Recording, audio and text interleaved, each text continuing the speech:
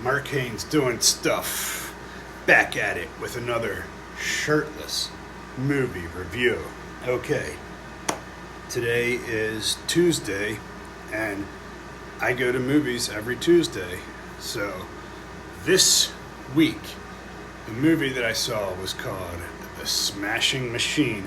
A lot of you guys have probably seen previews for it, heard a lot about it.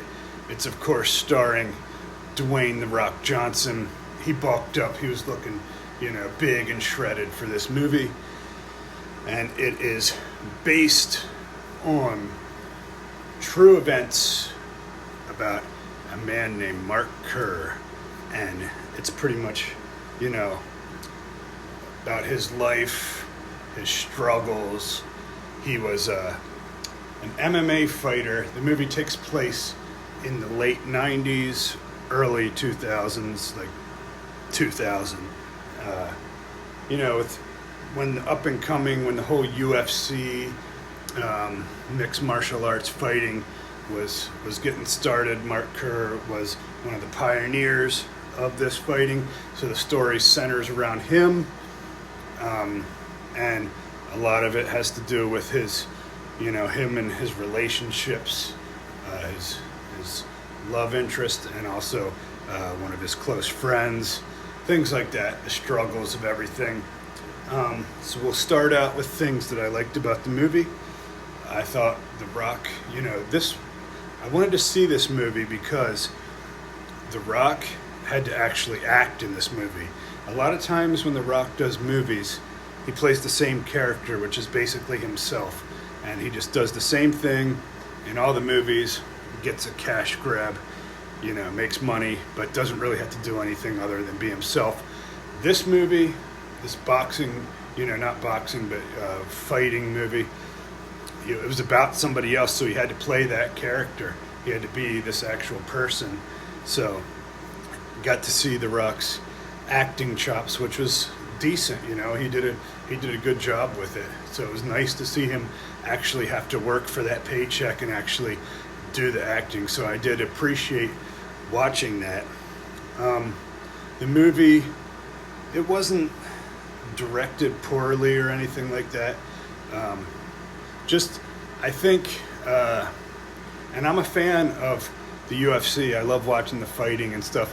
I just didn't think that the story was just that exciting, really, of this guy. It was basically Mark Kerr fighting, being hooked on drugs, and having to see, the drama with his girlfriend. He was dating this crazy woman who, I can relate. I related a lot to that. I've seen a lot of the fights that they had on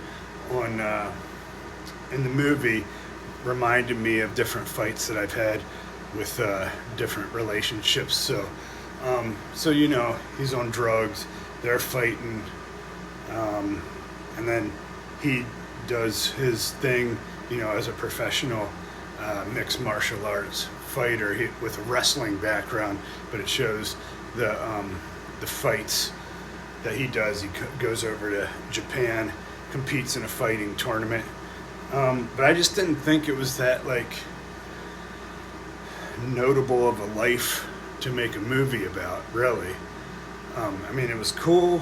I like the UFC. I like the fighting tournaments. It's just, it's not like if you remember the movie Bloodsport, where he goes over to Asia and does a tournament. I think a story like that is more interesting. But it was all right. I didn't have a problem with the movie. It was just, I felt like for instance, his friend, who was also named Mark, but Mark Coleman, he's the one who actually won the tournament over in Japan that they were doing. I don't know why they didn't make a movie about him, and his story, because he was the one who actually won. They did Mark Kerr, a guy who didn't even win the tournament. So I don't know. I guess because of the drama and the drugs, but I feel like he was on painkillers and he got bad addicted to that.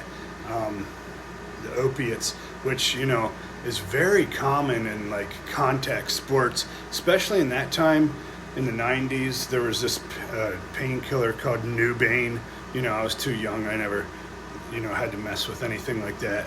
This was before my time, but I know a lot of the older bodybuilders, everyone was hooked on that in the 90s, like the bodybuilders, boxers, fighters, football players. Everybody was doing Dwane because it was like this painkiller, but it also, I think it also helped make your muscles grow, or at least it didn't hinder your muscle growth like a lot of the other opiates. So everyone was hooked on that back then. So I'm sure he was hooked on that. And so, you know, it shows him, you know, getting clean, going to rehab. But that was like, you know, probably the same story as everybody, you know, getting on drugs, having a crazy girlfriend who you're fighting with, going back and forth with, you know, fighting, getting back together, then eventually getting married, getting divorced. I think that's a, you know, a story that a lot of people can relate to, but it's not anything like earth-shattering, like, oh wow, I haven't seen this before, you know. It was like, so I thought the movie was done well, though. It was shot well, acted well. It was cool seeing you know, Bass Rutten, and because he's a fighter, he was in this movie as one of the trainers. So it's cool. The cast was cool. It was just, you know, I think if you're going to make a movie about somebody, I think it could be a more interesting person. No offense to Mark Kerr, you know, pioneer of the sport. You know, I have respect for that, but it's just that part kind of falls short with me. It was like there wasn't that much of a story to go with, besides like the drama with the girl and the drugs, which I think could probably be said about anybody else. So I would still give this movie a look. I wouldn't say it was like bad and you shouldn't see it.